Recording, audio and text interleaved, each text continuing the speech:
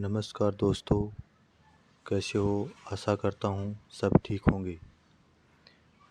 अपन पढ़ रहे थे राजस्थान के प्रमुख राजवंश और राजस्थान के प्रमुख राजवंशों में गुहिल राजवंश पढ़ रहे थे। गुहिल राजवंश में अपन ने 3 राजाओं के बारे में अध्ययन किया। पहला था गुहिल, उसके बाद में बप्पा रावल और उसके बाद में जैत सिंह। अब आगे अपन रावल रतन सिंह, राणा हमीर, महाराणा लाखा और महाराणा मोकल के बारे में पढ़ेंगे। इनके बारे में पढ़ने से पहले दोस्तों आपको अपना एक बप्पा रावल के बारे में एक बात छूट गई थी। वो थी कि बप्पा का एक सोने का सिक्का भी मिला है जो 115 ग्रेन का था। ये अपने को ध्यान में रखना है।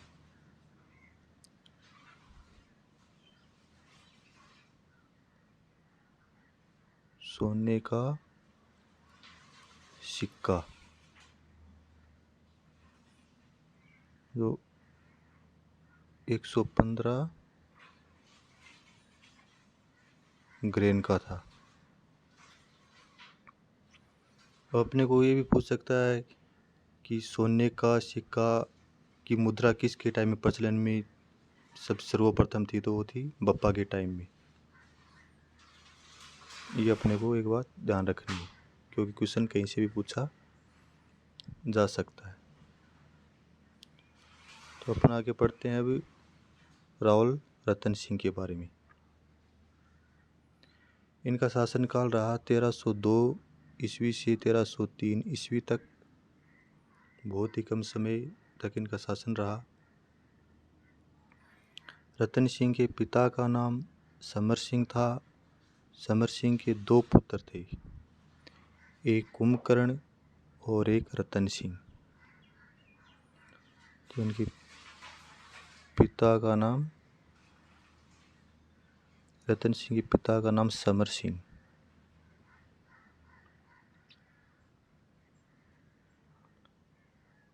ये 2 पुत्र थे, एक का नाम था कुंभकर्ण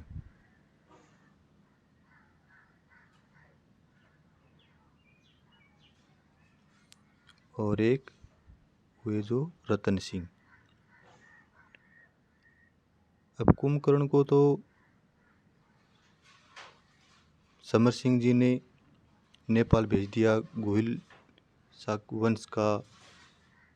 वंश को बढ़ाने के लिए, और रतन सिंह को चित्तौड़ का शासन सौंप दिया।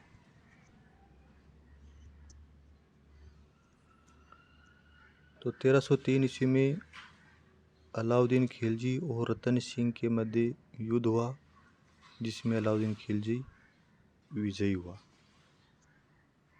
तो एक क्वेश्चन अपना ये बनता है कि अलाउद्दीन खिलजी ने चित्तौड़ पर आक्रमण कब किया? तो 1303 ईस्वी में। उस समय चित्तौड़ के शासक कौन थे? तो रावल रतन सिंह। चित्तौड़ पर आक्रमण करने वाले 1303 ईस्वी में कौन थे? तो दिल्ली के सुल्तान अलाउद्दीन खिलजी। किसी भी प्रकार से क्वेश्चन बने, हमको हर तरफ से तैयार रहना है। उसके बाद में वो विजयी होते हैं और चित्तौड़ का शासन जो है वो अपने पुत्र खिजर खां को सौंपकर चित्तौड़ का नाम खिजराबाद कर देते हैं और वहाँ का शासन अपने पुत्र खिजर खां को सौंप के वापस दिल्ली चले जाते हैं। अब देखते हैं कि चित्तौड़ के ऊपर खिलजी ने आक्रमण क्यों किया, उसके आक्रमण के क्या कारण थे। तो पहला था अलाउद्दीन की साम्राज्यवादी महत्वाकांक्षा, यानी कि अलाउद्दीन खिलजी अपने साम्राज्य का विस्तार करना चाहते थे। तो इस वजह ये भी एक उनका कारण रहा है। आगे देखते हैं दूसरा कारण है चित्तौड़ की सैनिक एवं व्यापारिक उपयोगिता, यानी कि चित्तौड़ मालवा और गुजरात दोनों के बीच में पड़ता था और यहाँ से दोनों के ऊपर निगरानी नज़र रखी जा सकती थी, इसलिए चित्तौड़ एक सैनिक दृष्टि से भी बहुत महत्वपूर्ण था। आगे देखते हैं। 1540 ईस्वी में मलिक मोहम्मद जायसी ने ग्रंथ लिखा पद्मावत।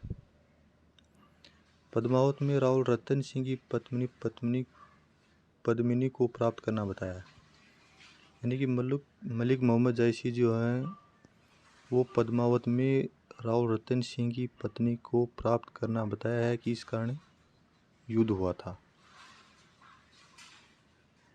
रतन सिंह व उसके सेनापति, दो सेनापति थे, एक का नाम गोरा, एक बादल, दोनों इस युद्ध में वीरगति को प्राप्त हो गए। ये गोरा बादल का चाचा था, दोनों चाचा भतीजे थे। तो दोस्तों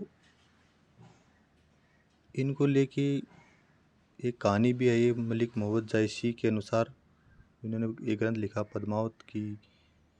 ये आप कहानी बचपन से सुनते आ रहे हैं, लेकिन आप कहो तो एक बार आपको फिर सुना दो। 2 मिनट की कहानी है। कहानी इस प्रकार है कि राहुल रतन सिंह के दरबार में एक राघव चेतन नाम का संगीतज्ञ रहा करता था। राघव चेतन ये संगीत के साथ साथ में तांत्रिक भी था और ये टोने टोटके वगैरह करता था। तो ये सब रतन सिंह को पसंद नहीं था, तो उन्होंने इसको दरबार से निकाल दिया। इससे राघव चेतन नाराज़ होकर और अलाउद्दीन खिलजी की शरण में चला गया अपना अपमान का बदला लेने के लिए। वहाँ पे दिल्ली के पास में नज़दीक में एक जंगल है, वहाँ पे अलाउद्दीन खिलजी शिकार खेलने के लिए आते हैं और वहाँ पे ये संगीत बजाते हैं, संगीत गाते हैं। तो अलाउद्दीन खिलजी का इसकी तरफ ध्यान जाता है और वो इसको दरबार में बुलाते हैं।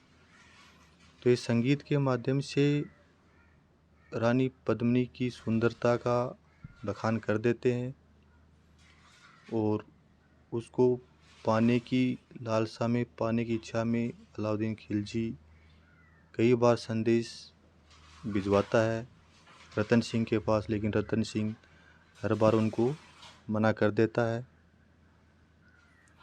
अंत में अलाउद्दीन खिलजी जब रतन सिंह नहीं मानता तो अलाउद्दीन खिलजी सेना लेके कूच कर देता है चित्तौड़ पर आक्रमण करने के लिए।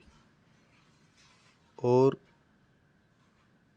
गंभीरी और बेडच नदी के बीच में अपनी शाही सेना का शिविर लगा देता है अलाउद्दीन खिलजी। गंभीरी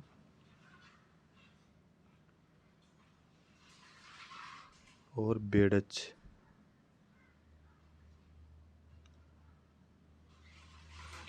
और स्वयं खुद का शिविर एक चित्तौड़ी नाम की डोंगरी है, वहाँ पे अपने खुद का शिविर लगाता है। 6 महीने तक युद्ध चलता रहता है, लेकिन युद्ध का कोई रिजल्ट, निर्णय नहीं निकलता है। अलाउद्दीन खिलजी भी वहाँ तंग हो चुका था, इधर रतन सिंह भी बुरी तरह से तंग हो चुके थे, क्योंकि किले के अंदर रसद, खाने पीने का जो भी था वो लगभग ख़त्म होने की कगार पर था। तो अलाउद्दीन खिलजी रतन सिंह के सामने शर्त रखते हैं, बोलते हैं कि पद्मावती का चेहरा देखने से ही वो वापस लौट जाएंगे। तो इस बात के लिए रतन सिंह तैयार हो जाते हैं, लेकिन उसके 2 सेनापति गोरा और बादल इस बात को लेके राजी नहीं होते हैं और वो मना करते हैं। तो अलाउद्दीन की रतन सिंह कहते हैं कि कई बार कूटनीति से भी काम में लेना चाहिए, हर बार युद्ध ही नहीं होता है। लेकिन फिर भी वो नहीं माने और वो वहाँ से चले जाते हैं।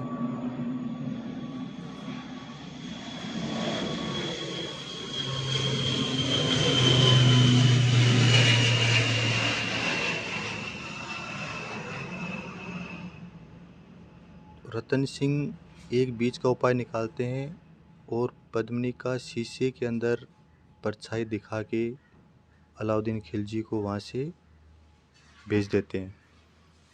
अलाउद्दीन खिलजी पद्मिनी की परछाई शीशे में देख के और ज़्यादा इच्छा उनके मन में जागृत हो जाती है पद्मिनी को प्राप्त करने की लालसा, और वो वापस जाने के बाद में रतन सिंह के पास संदेश भिजवाते हैं कि वो संधि के तहत कुछ बातें बाकी रह गई थी, इसलिए वो एक बार वापस आए रतन सिंह। तो रतन सिंह कुछ थोड़े से सैनिकों के साथ जाते हैं और उनको अलाउद्दीन खिलजी के द्वारा बंदी बना लिया जाता है। जब बंदी बनाने के बाद में अलाउद्दीन खिलजी पद्मिनी को संदेश भिजवाते हैं कि आपके पति को हमने यहाँ कैद कर लिया है, अगर यदि आप उसको जिंदा चाहते हैं तो आप हमारे अधिकार में आ जाइए, नहीं तो आपके पति का सर काट के भेजा जाएगा।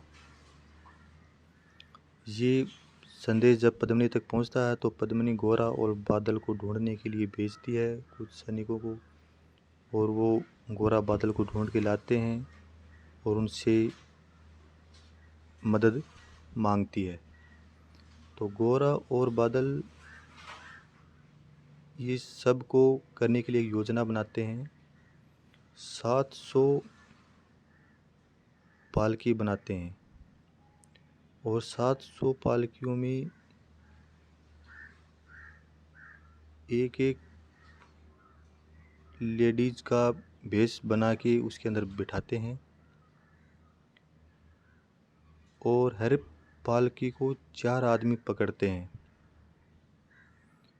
इस प्रकार से 2800 आदमी उनको पकड़ने वाले हो गए और 700 आदमी उसके अंदर बैठने वाले हो गए, और टोटल 3500 सैनिकों के लगभग वहाँ से रवाना हो जाते हैं अलाउद्दीन रतन सिंह को मुक्त कराने के लिए। जब रतन सिंह गोरा और बादल अलाउद्दीन खिलजी के पास पहुँचते हैं तो वो लोग अलाउद्दीन खिलजी से कहते हैं कि ठीक है, पद्मिनी आपकी मिल जाएगी, लेकिन पद्मिनी की एक शर्त है कि वो एक बार रतन सिंह से मिलना चाहती है। तो अलाउद्दीन खिलजी तैयार हो जाते हैं कि ठीक है, मिला दो। तो पुरुष जो थे, जो सैनिक थे, गोरा और बादल पद्मिनी के भेष में बने हुए थे, तो उनमें बादल जाता है और पद्मिनी को रतन सिंह को वहाँ से जेल से मुक्त करा के और चित्तौड़ की तरफ लेके भाग जाते हैं। उधर गोरा और अलाउद्दीन खिलजी के बीच भयंकर युद्ध होता है, जिसमें थोड़े से सैनिकों ने अलाउद्दीन खिलजी की बहुत बड़ी सेना का नाश किया। लड़ते लड़ते गोरा की गर्दन कट जाती है, लेकिन उसका धड़ भी युद्ध करता रहता है। ये सब देख के बादल में भी जोश आ जाता है और बादल भी बुरी तरह से शाही सेना का नरसंहार करते हैं, बहुत नुकसान करते हैं। तो इस प्रकार इस युद्ध में रतन सिंह और उसके सेनापति गोरा और बादल युद्ध में वीरगति को प्राप्त हो जाते हैं। इन सब से क्रोधित होके अलाउद्दीन खिलजी ने 30,000 आम जनता को, हिंदुओं को कत्ले आम करवा दिया था चित्तौड़ के अंदर। उधर रानी पद्मिनी 1600 महिलाओं के साथ जौहर कर लेती है।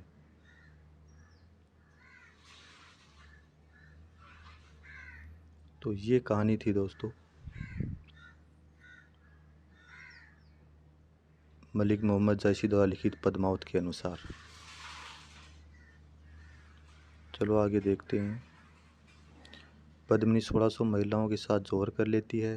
इस प्रकार चित्तौड़ का प्रथम शाखा 1303 ईस्वी में हुआ, और ये चित्तौड़ का ही प्रथम शाखा नहीं, ये राजस्थान का भी प्रथम शाखा था।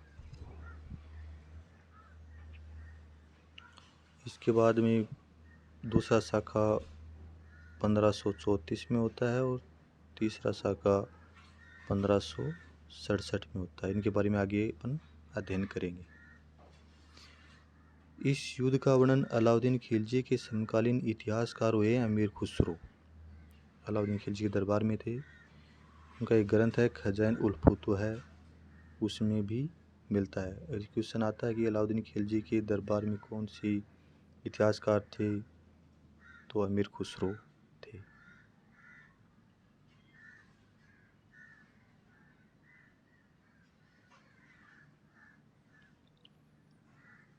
इस प्रकार रतन सिंह मेवाड़ के गोहिल वंश की रावल शाखा के अंतिम शासक थे। इसके बाद में राणा शाखा का आरंभ होता है, यानी कि जो गोहिल वंश था वो दो शाखाओं में विभक्त हो जाता है बाद में, एक रावल और दूसरा राणा शाखा। तो अपन अब आगे रतन सिंह के बाद में जो भी पढ़ेंगे वो राणा शाखा के राजा या शासक होंगे।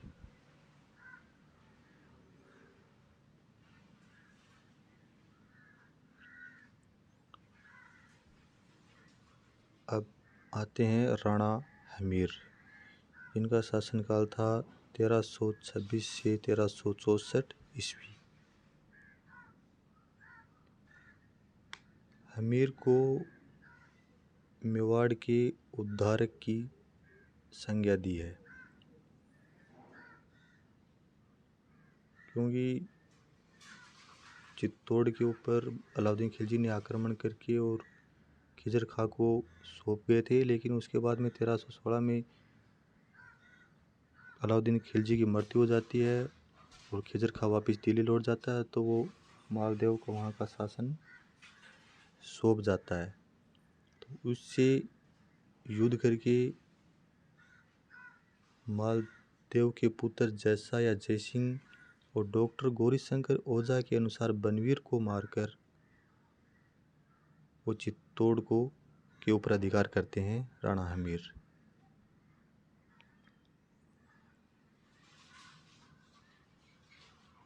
इसके बाद में अपन देखते हैं राणा कुंभा की कीर्ति स्तंभ प्रशस्ति में राणा हमीर को विषम घाटी पंचानन की संज्ञा दी गई है। तो कीर्ति स्तंभ किसकी प्रशस्ति है? राणा कुंभा की, ये भी अपने को ध्यान रखना है। और इसमें हमीर को विषम घाटी पंचानन की संज्ञा दी गई है। अब क्वेश्चन पूछ ले कि किसको विषम घाटी पंचानन की संज्ञा दी गई, तो राणा हमीर को। विषम घाटी पंचानन का मतलब है विकट आक्रमणों में सिंह के समान युद्ध करना। यदि युद्ध होते हैं तो उसमें सिंह के समान होगी युद्ध करना।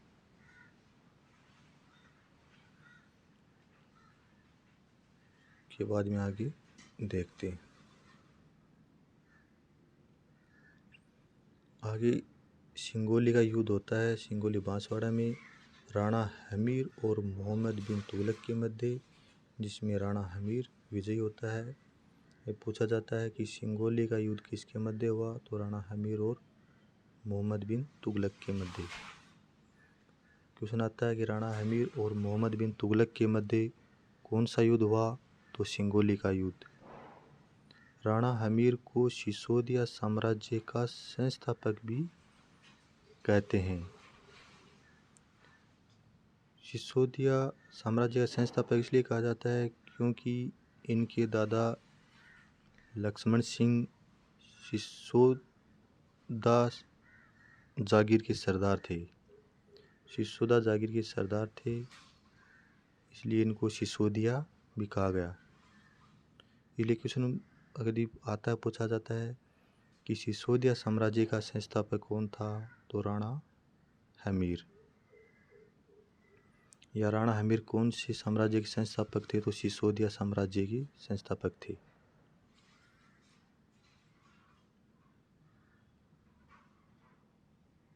तो इनके हमीर के पिता का नाम हरि सिंह या अजय सिंह था। हरि सिंह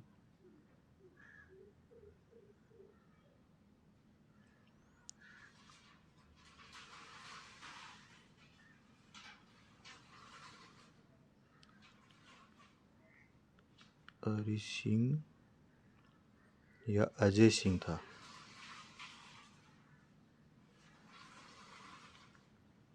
और इनके दादा का नाम, ये तो इनके पिता का नाम था, और इनके दादा का नाम था लक्ष्मण सिंह।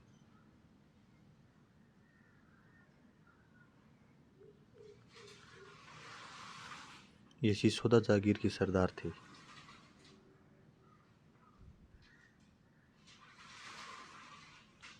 इससे पहले रावल कहलाते थे और राणा हमीर के बाद में ये राणा कहलाने शुरू हुए।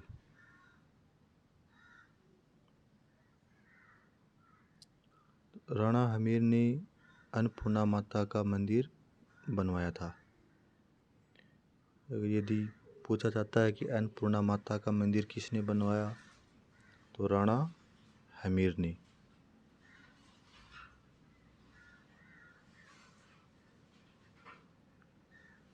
राणा हमीर ने अन्नपूर्णा माता का मंदिर भी बनवाया।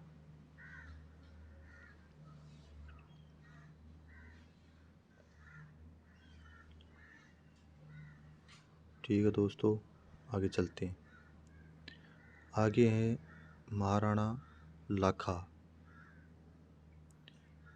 महाराणा लाखा का शासनकाल रहा है 1382 ईस्वी से 1421 ईस्वी तक।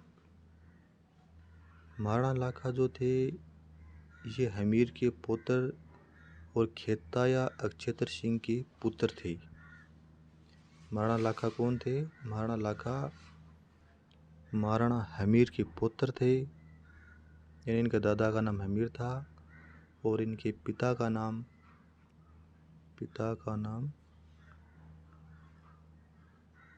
खेता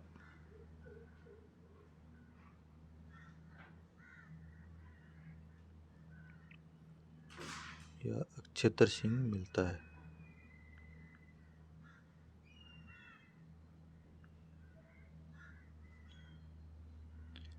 इनके टाइम में जावर माइन से चांदी व शीशा बहुत अधिक मात्रा में निकलने लगा था, जिससे आर्थिक समृद्धि हुई, जिससे आर्थिक रूप से समृद्ध हुआ साम्राज्य। जावर के अंदर चांदी व शीशा बहुत अधिक मात्रा में निकलना प्रारंभ हो गया। यदि क्वेश्चन पूछा जाता है कि जावर माइन से चांदी व शीशा किसके समय में निकलना अधिक मात्रा में निकलना प्रारंभ हुआ, तो महाराणा लाखा के टाइम में। और इन्हीं के टाइम में पिछोला झील का भी निर्माण होता है। एक पिच्चू चीड़ीमार नामक बंजारा था, बताते हैं कि उसने इस झील का निर्माण करवाया। पिच्चू चीड़ीमार ऐसा ही नाम था, फिर पता नहीं क्या नाम है, कैसा नाम है।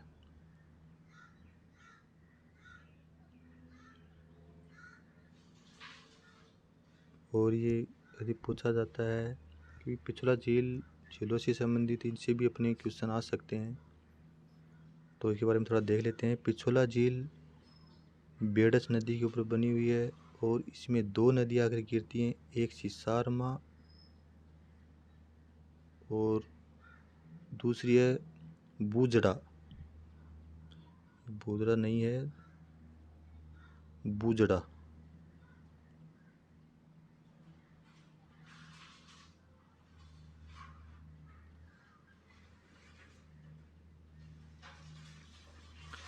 तो इस झील में अगर हमसे पूछ ले कि कौन कौन सी नदियां आके गिरती हैं, तो सिसारमा और बूजड़ा।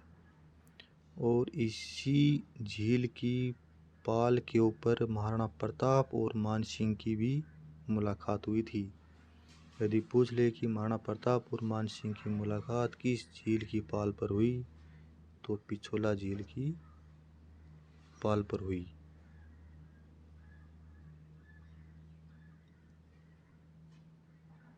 चलो आगे देखते हैं दोस्तों।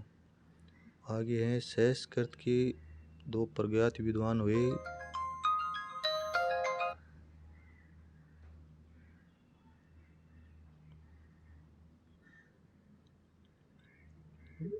एक का नाम था जोटिंग भट्ट और दूसरे थे धनेश्वर भट्ट।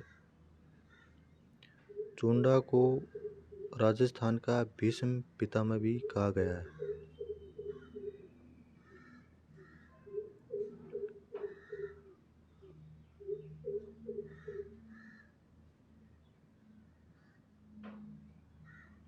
चुंडा को राजस्थान का भीष्म पितामह कहा गया है। तो दोस्तों, चुंडा को भीष्म पितामह किस लिए कहा गया है, इसकी भी एक कहानी है। 2 मिनट वो भी आपको शेयर कर देता हूँ, बताता हूँ। मारवाड़ के शासक थे रणमल और उसकी बहन का नाम था हंसाबाई। अब रणमल ने अपनी बहन हंसाबाई के रिश्ते के लिए जो पंडित होते थे उनको भेजा करते थे पहले के टाइम में। उनको महाराणा लाखा के पुत्र था चुंडा। ये चुंडा महाराणा लाखा का पुत्र था। इसके रिश्ते के लिए भेजा था। अब उस टाइम चुंडा दरबार में नहीं था और महाराणा लाखा नारियल देख के उनके मुंह से निकल पड़ा कि किसने मेरे साथ बुढ़ापे में मजाक किया है। ये बात चुंडा को पता लग जाती है। उधर वो पंडित वापिस मारवाड़ लौट जाते हैं और वो पूरी बात रणमल को बताते हैं।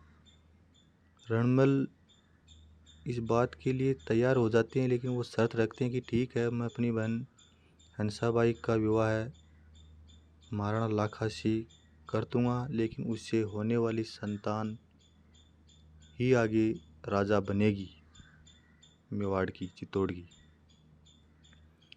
और अब चुंडा भी इस बात के लिए तैयार हो जाते हैं कि ठीक है, वो आजीवन कभी राजा नहीं बनेंगे और हंसाबाई से होने वाला पुत्र ही मेवाड़ का शासक बनेगा। तो इस प्रकार उनके द्वारा भीष्म प्रतिज्ञा करने के कारण उनको राजस्थान का भीष्म पितामह कहा गया। और इनके महाराणा लाखा और हंसाबाई के पुत्र होता है मोकल।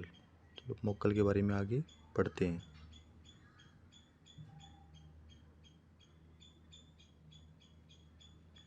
महाराणा मोकल का शासनकाल आता है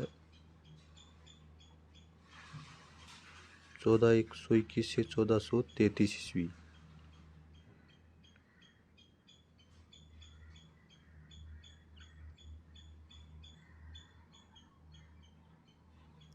दोस्तों, इसके अंदर अपना एक महाराणा लाखा के बारे में और रह जाता है कि महाराणा लाखा ने हिंदुओं से एक तीर्थ कर लिया जाता था। एक कर लिया जाता था तीर्थ कर।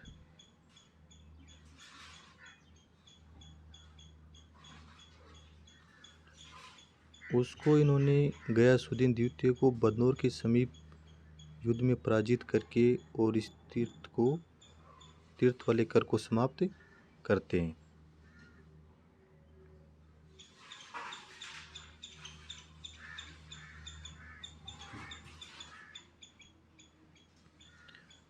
आगे देखते हैं मोकल का शासनकाल 1421 से 1433 ईस्वी तक माना जाता है। मोकल महाराणा लाखा व हंसाबाई का पुत्र है, ये आपको बता ही चुके हैं दोस्तों। जब राणा मोकल गुजरात के शासक अहमद शाह के विरुद्ध अभियान पर जा रहे थे तो रास्ते में जिलवाड़ा नामक स्थान पर राणा अक्षेत्र सिंह के दासी पुत्र चाचा व मेरा ने महपा पवार के साथ मिलकर राणा मोकल की हत्या कर दी जाती है दोस्तों।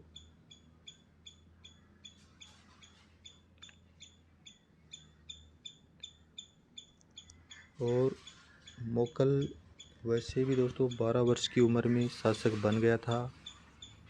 तो इसके कार्य को संभालने के लिए चुंडा को नियुक्त किया गया था, लेकिन चुंडा के ऊपर हंसाबाई संदेह करने लगी थी कि कहीं चुंडा मोकल को हटा के शासक ना बन जाए। तो इससे नाराज होकर चुंडा मांडू मध्य प्रदेश चला जाता है।